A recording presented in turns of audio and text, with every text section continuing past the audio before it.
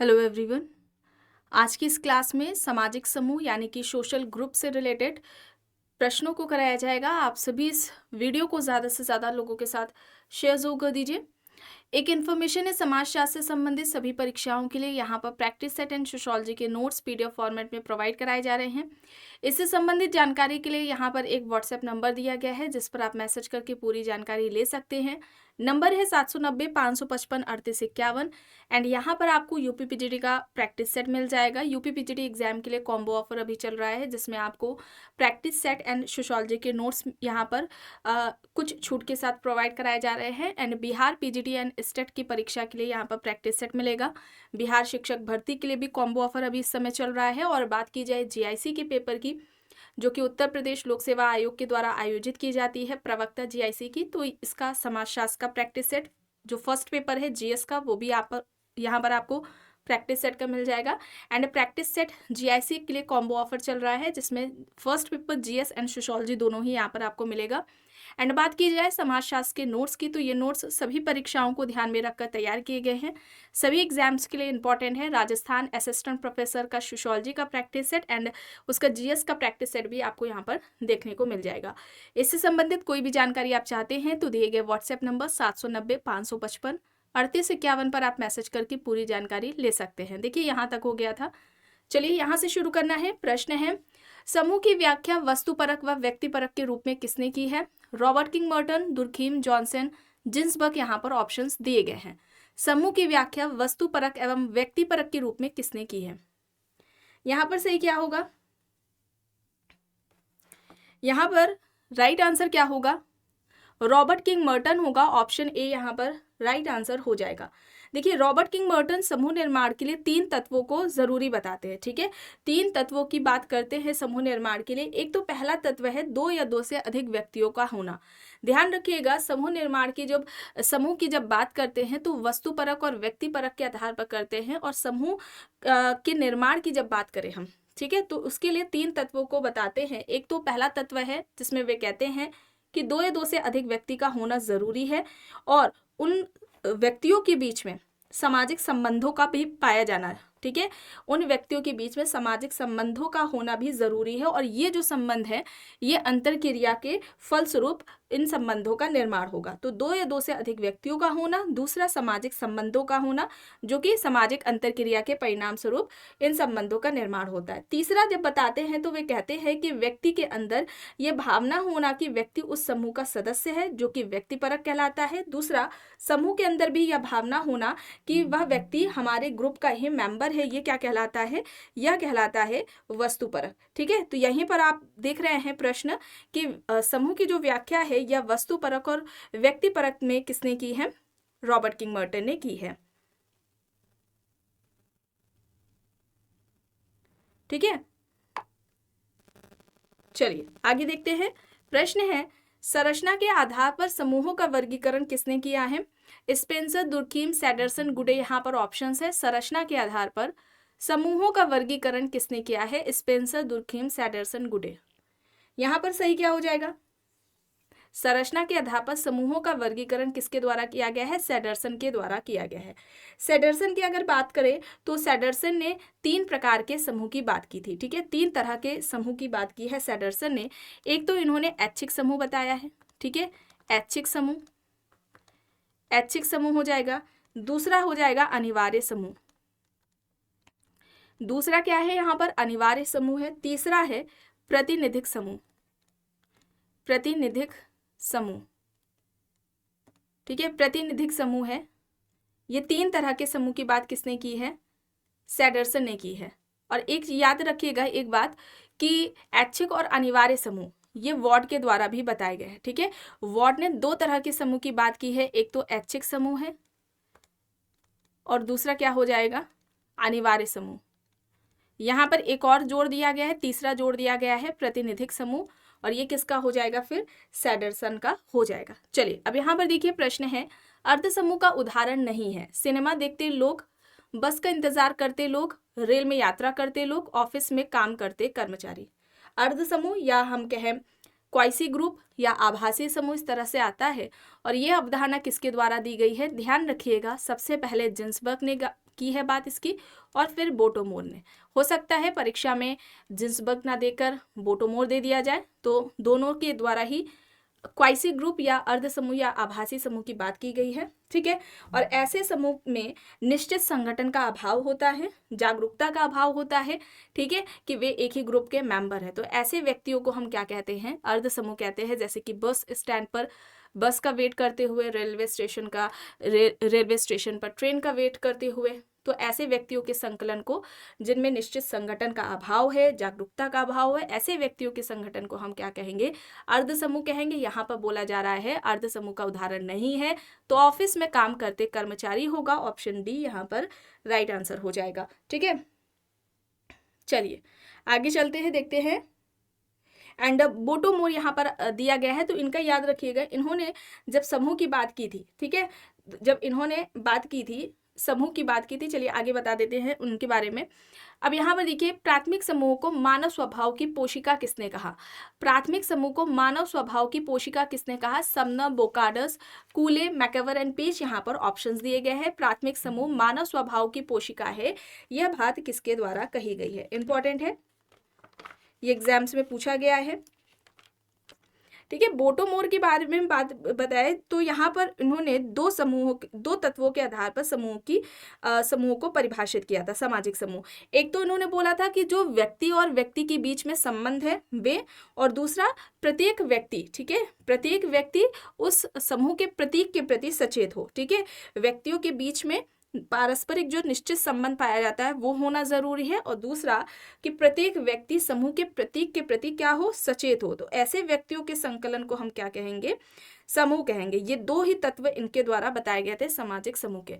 अब यहाँ पर अगर हम बात करें प्राथमिक समूह को मानव स्वभाव की पोशिका कहने वाले कौन है, तो यहाँ पर ये कूले हो जाएंगे। कूले का स्टेटमेंट आता है कि पशु प्रवृत्तियों की मानवीय प्रवृत्तियों में बदलने का जो कार्य है वो प्राथमिक समूह के द्वारा होता है। इस तरह से एग्जाम्स में इनका स्टेटमेंट पूछा जाता है। समनर की अगर हम बात करें, तो समनर ने इन ग्रुप एंड आउट ग्रुप का कॉन्सेप्ट दिया है, ठीक है। अंतः समूह जिसका व्यक्ति सदस्य है, और दूसरा क्या हो जाएगा, बाह्य समूह, ठीक है, जिसका व्यक्ति समूह का इस समूह का सदस्य नहीं है, ठीक है।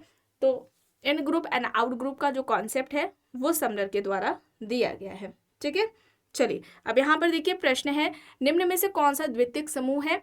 परिवार, ऑफिस, बच्चों का खेल, समूह, पड़ोस, कौन सा द्वितीयक समूह है? यहाँ पर क्या हो जाएगा, द्वितीयक समूह है, ऑफिस हो जाएगा।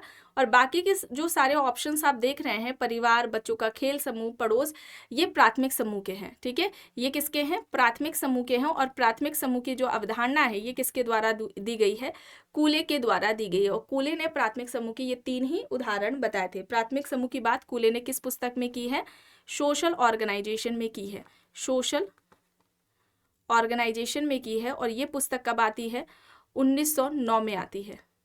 व्यक्तियों का ऐसा संकलन जिनके बीच में आमने सामने का प्रत्यक्ष संबंध व संपर्क पाया जाता है, ऐसे व्यक्तियों के संकलन को हम क्या कहेंगे, प्राथमिक समूह कहेंगे। चलिए अब यहाँ पर देखिए, प्रश्न है, प्राथमिक समूह में सदस्यों के पारस्परिक संबंधों की प्रकृति की निम्न में से किस प्रकार की होती है? नेचर कैसा होता है? वैयक्तिक संबंध पाया जाता है, औपचारिक पाया जाता है संबंध, या फिर जटिल संबंध, या फिर इनमें से कोई भी नहीं। प्राथमिक समूह में सदस्यों में जो पारस्परिक संबंध है वे किस तरह के हमें देखने को मिलते हैं? वैयक्तिक संबंध होता है, ठीक है, वैयक्तिक संबंध पाया जाता है। और इसके अलावा अगर हम बात करें प्राथमिक समूह की अगर अन्य विशेषताओं के बारे में बात करें, तो उद्देश्यों की क्या होती है, समानता, उद्देश्यों की समानता होती है, ठीक है। वैयक्तिक संबंध होता है, ऑप्शन में आप देख ही रहे हैं। संबंध स्वयं साध्य होते हैं। और इसके अलावा एक महत्वपूर्ण विशेषता क्या होती है, नियंत्रण शक्ति, ठीक है, नियंत्रण शक्ति होती है। लघु आकार होता है, हम की भावना पाई जाती है, ठीक है। चलिए आगे देखते हैं। प्रश्न है, क्षेत्रीय समूह, हितों के प्रति चेतन समूह, निश्चित संगठन वाले समूह और अनिश्चित संगठन वाले समूह, ये वर्गीकरण किसके द्वारा दिया गया है? यहाँ पर ऑप्शंस हैं, MacIver and Page, Kingsley Davis, R K. Merton, Bierstedt. बताइए, MacIver and Page, Kingsley Davis, R K. Merton, Bierstedt, यहाँ पर ऑप्शंस हैं। यहाँ पर सही हो जाएगा MacIver and Page, option A यहाँ पर राइट आंसर हो जाएगा। ठीक है, और मैकएवर ने प्राथमिक समूह को सामाजिक संरचना की कोशिका कहा था। याद रखिएगा, पूछा जा सकता है प्राथमिक समूह सामाजिक संरचना की, सोशल स्ट्रक्चर की कोशिका है, ये इस तरह से स्टेटमेंट कुछ आए, किसका कहना है? तो मैकएवर एंड पेज का कहना है। और इनका स्टेटमेंट ये भी है, समिति समुदाय नहीं है बल्कि समुदाय के अंतर एक संगठन है। ये एग्जाम्स में पूछा जाता है। व्यक्ति समिति का सदस्य नहीं होता, संस्थाओं का। हम समिति के सदस्य नहीं होते, संस्थाओं के सदस्य होते। इस तरह से कुछ प्रश्न एग्जाम्स में आते हैं मैकएवर के। चलिए अब यहाँ पर देखिए, प्रश्न है निम्न में से कौन एक सामाजिक समूह के निर्माण में आवश्यक तत्व है? प्रयोग, अवलोकन, अंतरक्रिया, खोज। यहाँ पर ऑप्शंस दिए गए हैं। सामाजिक समूह के निर्माण में आवश्यक तत्व पूछा जा रहा है, तो यहाँ पर अंतरक्रिया होगी। ठीक है, अंतरक्रिया होगी, ऑप्शन सी यहाँ पर राइट हो जाएगा। देखिए, यह मात्र कह देना कि व्यक्तियों का संकलन ही व्यक्तियों का संकलन ही समूह है, सामाजिक समूह है, ये गलत होगा। ठीक है, व्यक्तियों का मात्र संकलन ही सामाजिक समूह कहलाता है, यह कहना गलत होगा। उन व्यक्तियों के संकलन के बीच में संबंधों का होना भी जरूरी है, और इन संबंधों का निर्माण निरंतर अंतरक्रिया से ही होता है। ठीक है, चलिए अब यहाँ पर देखिए, औपचारिक संबंध निम्न में से किस समूहों का लक्षण है? प्राथमिक समूह, द्वितीयक समूह, स्थानीय और स्थायी समूह। यहाँ पर ऑप्शंस दिए गए हैं। औपचारिक संबंध पूछा जा रहा है, तो औपचारिक संबंध किस समूह का लक्षण है या विशेषता है? तो यहाँ पर द्वितीयक समूह हो जाएगा, ऑप्शन बी यहाँ पर राइट हो जाएगा। अच्छा, द्वितीयक समूह की हम विशेषताओं के बारे में बात करें तो इसकी एक प्रमुख विशेषता क्या है? निश्चित उद्देश्य का होना। ठीक है, निश्चित उद्देश्य का होना। इसके अलावा अगर हम बात करें, इसकी अस्थायी प्रकृति होती है। ठीक है, अस्थायी प्रकृति होती है, निश्चित संगठन होता है। ठीक है, निश्चित संगठन होता है, वृहद आकार होता है, ऐच्छिक सदस्यता होती है। ठीक है, ऐच्छिक सदस्यता होती है, और औपचारिक संबंध पाए जाते हैं। ठीक है, चलिए आगे देखते हैं।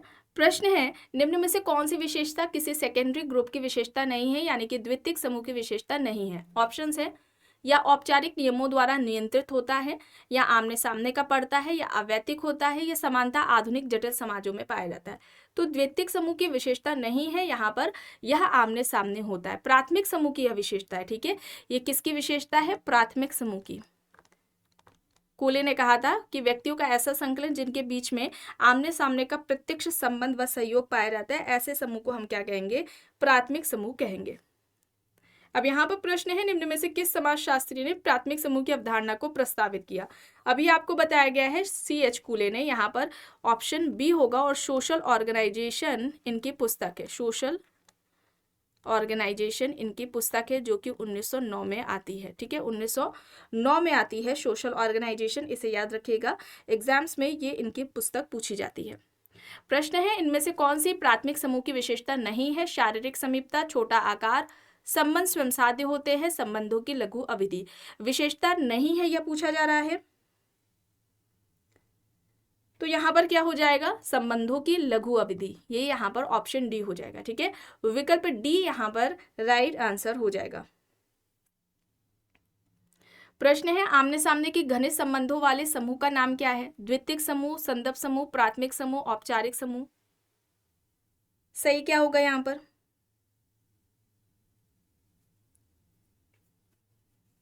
राइट क्या होगा?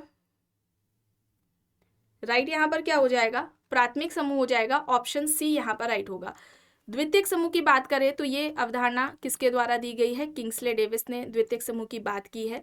संदर्भ समूह की बात करें तो ये अवधारणा किसकी है? मर्टन की है। प्राथमिक समूह की अवधारणा कूले की है, और औपचारिक समूह की जो अवधारणा है ये किसके द्वारा दी गई है? बोगार्डस के द्वारा दी गई है, और बोगार्डस ने औपचारिक और अनौपचारिक समूह की बात की है। औपचारिक व अनौपचारिक समूह की बात किसके द्वारा की गई है? ये बोगार्डस के द्वारा की गई है, इसे याद रखेंगे आप। चलिए अब यहाँ पर देखिए, जिन समूहों की प्रकृति अस्थायी होती है और जो उद्देश्य पूर्ति के उपरांत टूट जाते हैं, उन्हें क्या कहा जाता है? अनिश्चित संगठन वाले समूह, निश्चित संगठन वाले समूह, हितों के प्रति चेतन समूह या फिर प्राथमिक समूह। जिन समूहों की प्रकृति अस्थायी होती है और जो उद्देश्य पूर्ति के उपरांत टूट जाते हैं, ऐसे समूहों को हम क्या कहेंगे? ऐसे समूहों को हम क्या कहेंगे? ऐसे समूहों को हम हितों के प्रति चेतन समूह कहेंगे। ऑप्शन सी यहाँ पर राइट आंसर हो जाएगा। और मैकवेर ने ये समूह के प्रकार बताए थे। ठीक है, एक तो इन्होंने क्षेत्रीय एकता समूह की बात की है। क्षेत्रीय एकता वाले समूह हो जाएंगे, हितों के प्रति चेतन है लेकिन अनिश्चित संगठन है उनका। संगठन निश्चित नहीं है, अनिश्चित संगठन है उनका।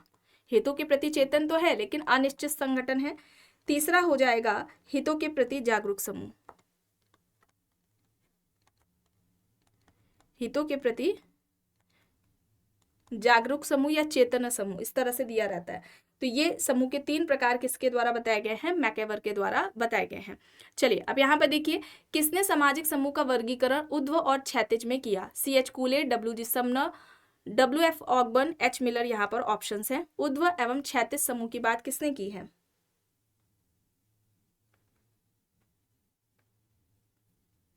कूले ने, एक तो इन्होंने प्राथमिक समूह की बात की, ठीक है, प्राथमिक समूह की बात की है इन्होंने। दूसरा इन्होंने अर्ध प्राथमिक समूह की बात की है। अर्ध प्राथमिक समूह में प्राथमिक और द्वितीय दोनों ही समूह की विशेषता पाई जाती है।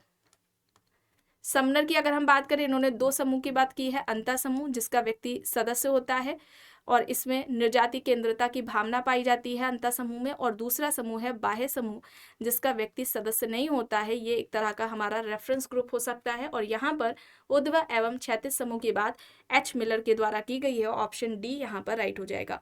प्रश्न है, किसने कहा है कि सामाजिक वर्ग वस्तुतः वे समूह हैं जो अपेक्षाकृत खुले होते हैं, बंद नहीं?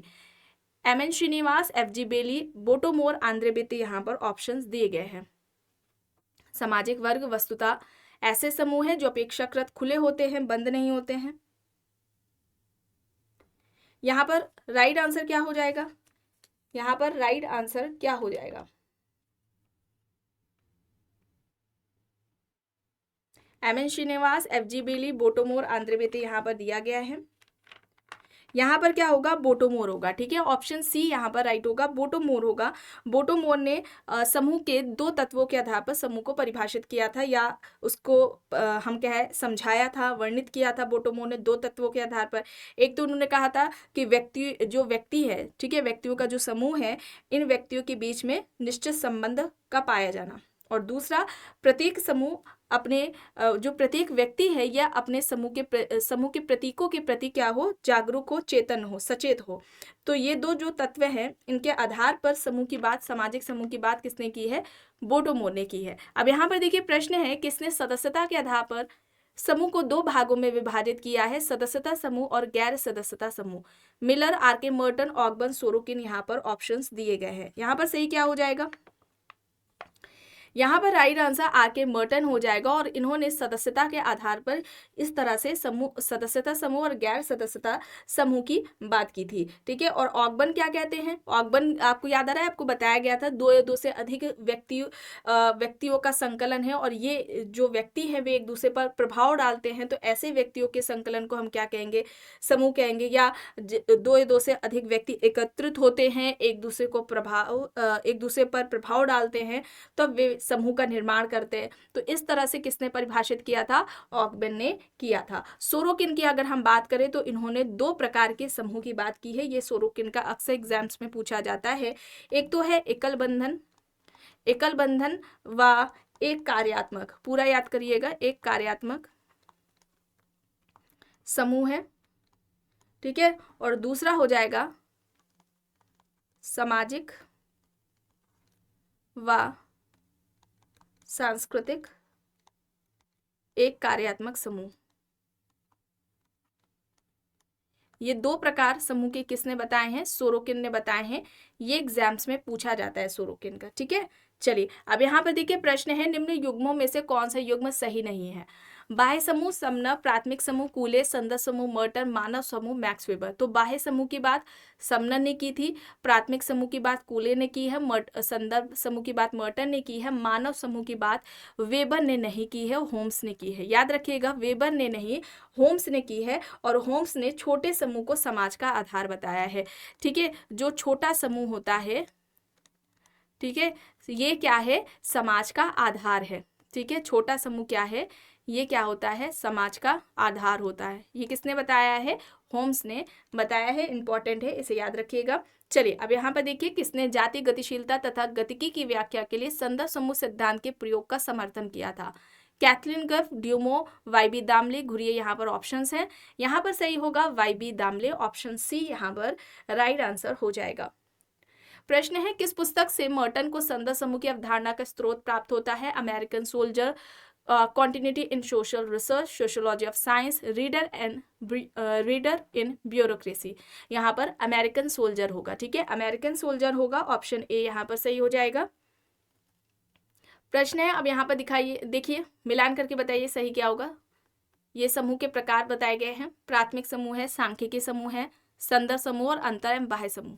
देखिए, प्राथमिक समूह की अवधारणा की बात करें तो ये किसका है, कूले का है। सांख्यिकी समूह की बात करें तो देखिए, बेयरस्ट्रीट ने 4 तरह के समूह की बात की थी, उसमें सांख्यिकी समूह है। संदर्भ समूह की बात करें तो ये मर्टन का है, एंड अंतर समूह एवं बाह्य समूह की बात करें तो ये किसका हो जाएगा, समनर का हो जाएगा। ठीक है, इन ग्रुप एंड आउट ग्रुप का किसका है, समनर का है। तो यहाँ पर ऑप्शन बी होगा, विकल्प बी यहाँ पर राइट हो जाएगा। प्रश्न है, निम्नांकित में से कौन सा सही नहीं है? क्षेत्रीय समूह वेबर, प्राथमिक समूह कूले, अंतर समूह समनर, संदर्भ समूह मर्टन। रेफरेंस ग्रुप की बात किसने की थी, मर्टन ने की थी, है ना। अंतर समूह समनर का है, प्राथमिक समूह कूले का है। क्षेत्रीय समूह की बात ये वेबर द्वारा नहीं की है। ठीक है, वेबर द्वारा नहीं की गई है। याद आ रहा होगा आपको, पार्क एंड बर्गेस। ठीक है, पार्क एंड बर्गेस ने समूह के 2 प्रकार बताए थे। ठीक है, समूह के 2 प्रकार पार्क एंड बर्गेस ने बताए हैं। एक तो इन्होंने क्षेत्रीय समूह की बात की है, क्षेत्रीय समूह, दूसरा इन्होंने गैर क्षेत्रीय समूह की बात की, क्षेत्रीय समूह और दूसरा गैर क्षेत्रीय समूह हो जाएगा। ये 2 प्रकार पार्क एंड बर्गेस ने समूह के बताए हैं। ठीक है, यहाँ पर ऑप्शन ए है सही। अब यहाँ पर देखिए, किसने श्रोता समूह को एक प्रकार की संस्थात्मक भीड़ कहा? मैकेवर, ब्लूमर, ऑलपोर्ट, किम्बॉल यंग। यहाँ पर ऑप्शंस दिए गए हैं। श्रोता समूह एक प्रकार की संस्थात्मक भीड़ है। भीड़ 2 तरह की होती है। ठीक है, भीड़ कैसी होती है, 2 तरह की हो सकती है। एक तो औपचारिक होती है, औपचारिक होती है, और दूसरा अनौपचारिक। ठीक है, दूसरा क्या होगा, अनौपचारिक। कुछ घटना घट जाती है तो लोगों का जो झुंड हो जाता है ना, लोग इकट्ठा हो जाते हैं, तो उसमें हम अनौपचारिक भीड़ कहेंगे। और दूसरा जो औपचारिक भीड़ है वो एक तरह का ऑडियंस ग्रुप हो सकता है हमारा। ठीक है, और इस ऑडियंस ग्रुप की अगर हम विशेषताओं की बात करें, श्रोता समूह की बात करें, तो इसकी अगर हम विशेषताओं की बात करें तो इसका औपचारिक संगठन होता है। ठीक है, औपचारिक संगठन होता है, निश्चित समय होता है, निश्चित समय व स्थान होता है, पूर्व निश्चित, पहले से ही डिसाइड होता है। ठीक है, एक जगह एक समय। ठीक है, और कुछ निश्चित उद्देश्य होते हैं। ठीक है, ये याद रखिएगा। चलिए आगे देख लेते हैं। यहाँ पर सॉरी, ये आंसर नहीं बताया, किम्बॉल यंग। ठीक है, किम्बॉल यंग ने श्रोता समूह को एक प्रकार की संस्थात्मक भीड़ कहा है। तो यहाँ पर ऑप्शन डी हो जाएगा सही। प्रश्न है, द्वितीयक समूह की अवधारणा किसने दी? समनर, बियरस्ट्रीट, सिमेल, गिडेंस है। यहाँ पर क्या होगा सही? यहाँ पर राइट आंसर क्या होगा? अगर हम यहाँ पर समनर की बात करें तो समनर ने 2 समूह बताए थे, अंतः समूह और दूसरा हो जाएगा बाह्य समूह।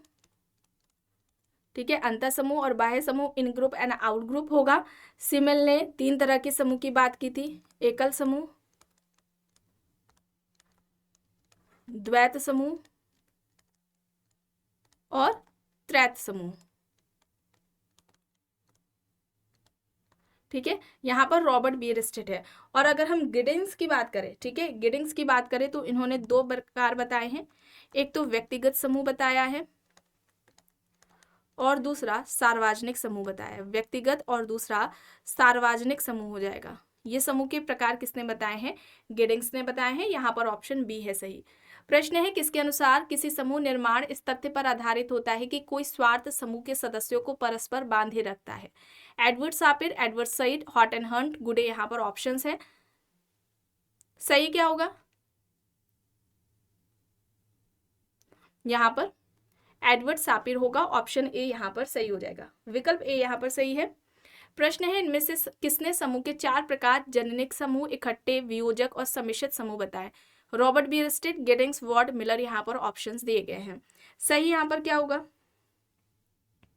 सही यहाँ पर गिडिंग्स होगा। ठीक है, गिडिंग्स ने इन 4 तरह के समूह की भी बात की है। ठीक है, व्यक्तिगत सार्वजनिक समूह के अलावा गिडिंग्स ने जननिक समूह, इकट्ठे समूह और वियोजक और सम्मिश्रित समूह की बात की है। ये आपको याद रखनी है। ठीक है, मिलर की अगर हम बात करें तो इन्होंने उद्रक समूह और क्षैतिज समूह की बात की है। उद्रक समूह और क्षैतिज समूह की बात किसने की है? मिलर ने की है। चलिए अब यहाँ पर देखिए प्रश्न है समाजशास्त्र समूह का विज्ञान है या तर्क किसका है? Johnson, Max Weber, Andre Beteille, Karl Marx यहाँ पर ऑप्शंस है। समाजशास्त्र समूह का विज्ञान है या तर्क किसका है? यहाँ पर सही हो जाएगा जॉनसन। ठीक है, जॉनसन होगा, ऑप्शन ए यहाँ पर राइट हो जाएगा। और इन्होंने समूह निर्माण के लिए महत्वपूर्ण तत्व किसे बताया था? आपसी सहयोग को। ठीक है, और एक जगह इन्होंने ये भी कहा आपसी सहयोग के साथ साथ संबंधों का होना भी समूह निर्माण के लिए जरूरी है। और ये भी कहते हैं कि सभी तरह के संबंध समूह का निर्माण नहीं करते हैं। अब यहाँ पर देखिए प्रश्न है किसने प्राथमिक समूह को मानव संघों का प्रतिनिधि कहा? Newcomb, Johnson, Kimball Young, Park and Burgess यहाँ पर ऑप्शंस दिए गए हैं। सही क्या होगा? पार्क एंड बर्गेस ने क्षेत्रीय समूह, ठीक है, क्षेत्रीय समूह और गैर क्षेत्रीय समूह की बात की है। क्षेत्रीय समूह और गैर क्षेत्रीय समूह की बात किसने की है? पार्क एंड बर्गेस ने की है। ठीक है, पार्क एंड बर्गेस ने की है। ये एग्जाम्स में कई बार पूछा गया है। यहाँ पर किम्बॉल यंग होगा, ऑप्शन सी होगा। ठीक है, ऑप्शन सी होगा यहाँ पर सही आंसर। प्रश्न है किस समाजशास्त्री ने समूह निर्धारण के 26 आधार बताए? ग्रीन, मर्टन, गिटलर, कूले यहाँ पर ऑप्शंस दिए गए हैं।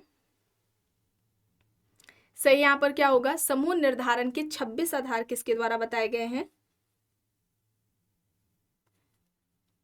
मर्टन के द्वारा बताए गए हैं। यहाँ पर ऑप्शन बी हो जाएगा सही। आखिरी प्रश्न है अर्ध समूह व आभासीय समूह की अवधारणा किसने दी? कूले, डेविस, बोटोमोर, जॉनसन यहाँ पर ऑप्शंस है।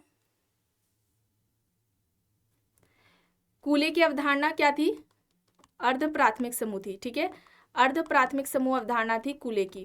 यहाँ पर पूछा जा रहा है अर्ध समूह या प्राथमिक समूह, अर्ध समूह या प्राथमिक समूह की अवधारणा किसकी है?